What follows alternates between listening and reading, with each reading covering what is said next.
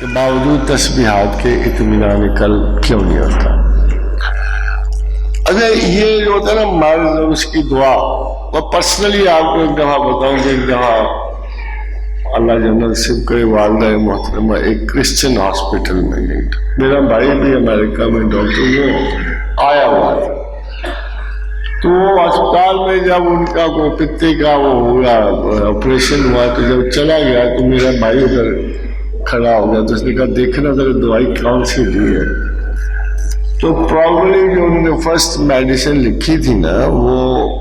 اس میں انہوں نے کہا کہ یار دیکھو یہ دوائی ڈبل کر، تو میں ساتھ کھڑا ہو گیا، میں نے کہا یار تو اچھی دانشور ڈاکٹر ہے، بس امریکہ سے آ کے ویسے ہی فضول بات کر رہا ہے، تو یہ ڈاکٹر ادھر کے ان کو پتہ ہے مرض کیا ہے دوائی کیا ہے، تو انہوں نے ٹھیک دوائی دی ہوگی، تو کہا نہیں ایک اصول ہے کہ شروع میں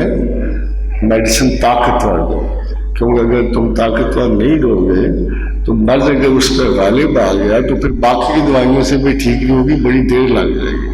تو ہم شروع میں ہائی پوٹینسی اس لیے دیتے ہیں کہ مرض مغلوب ہو جائے، اس کے بعد چاہے نارمل کر دو۔ مجھے اس کی بات تھوڑی سمجھ آ، بلکہ بات تو یہ ٹھیک کر رہا ہے کہ اگر آپ نے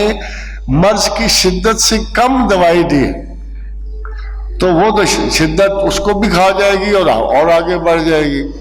اور اگر آپ نے ہائی پوٹینسی میڈیسن دی ہے تو مرض کو تو کھا جائے گی چاہے تھوڑا سا معدہ خراب ہو جائے بتائیے۔ تو یہی حال اس تسبیح کا۔ Man is born in a very different condition, اس کا اضطراب بہت زیادہ، اس کی انہیلدی کنڈیشنز بہت زیادہ، یا اس کی یوں سمجھو 20 سال جو بیزاری میں گزرے، بیماریوں میں گزرے، ذہنی اذیتوں میں گزرے، اب ہم اپنے اندازے سے ایک سچ تسبیح کا معیار دیتے ہیں۔ Naturally I think let me call me a teacher, میں اسے تسبیح دے رہا ہوں 300 مرتبہ، اس میں ضرور فرق پڑے گا مگر ٹوٹل بحران نہیں جائے گا، کیونکہ اتنی ڈیپ روٹڈ ہے وہ اس کی اذیت، اس کی طبیعت اس کی اتنی ڈیپ روٹڈ ہوتی ہے کہ وہ 300 سے یاد الہی سے نہیں جائے گی یا 900 سے نہیں جائے گی، ہی نیڈس مور۔ اس لیے بعض اوقات آپ کی تسبیح کے باوجود جب آپ کی کوفت نہیں نہ جا رہی تو اس کا مطلب یہ ہے کہ آپ کے اندر کا بحران اور اذیت جو ہے زیادہ ہے، it demands more of God's remembrance. تو اس کا ایک حل ہے کہ آپ تسبیح زیادہ کر دیا اور زیادہ یاد کرو جتنی ہے۔ بعض اوقات انسان بڑے پیچیدہ انسٹنکٹو بحران میں ہوتے ہیں، ان کے ساتھ ان کے لاحقے بہت سارے ہوتے ہیں۔ میں اپنی مثال کو I thought I was a very difficult man, very spoiled man، تو میں یہ کرتا تھا کہ جو ہی ذرا سے کوئی پرابلم بڑا 1000-2000 کی، اور تسبیح کرتے کرتے کرتے میں سیفلی کہ ان دنوں کافی فارغ بھی تھا تو میں کو 90,000 تک پہنچا۔ ایک دن میں نے سوچا میں بہت تسبیح کر رہا ہوں، چھوڑو میں اتنا برا تو نہیں ہونا، میں تھوڑی سی تسبیح سے بھی ادھر ادھر ٹھیک ہی ہو جاؤں گا، تو میں نے کہا چلو 2 گھنٹے ریسٹ دیتا ہوں، نہیں کرتا۔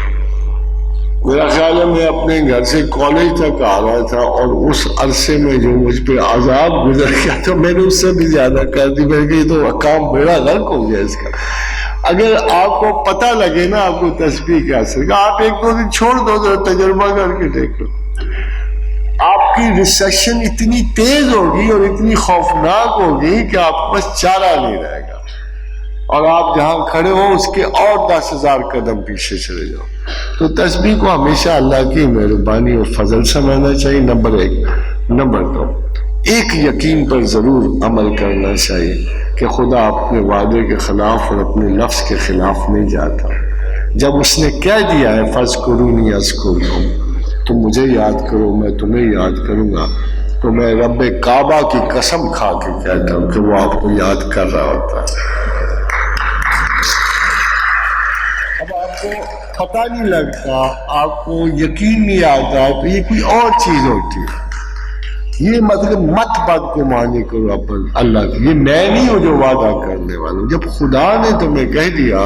کہ جو مجھے یاد کرتا ہے میں اسے ضرور یاد کرتا ہوں،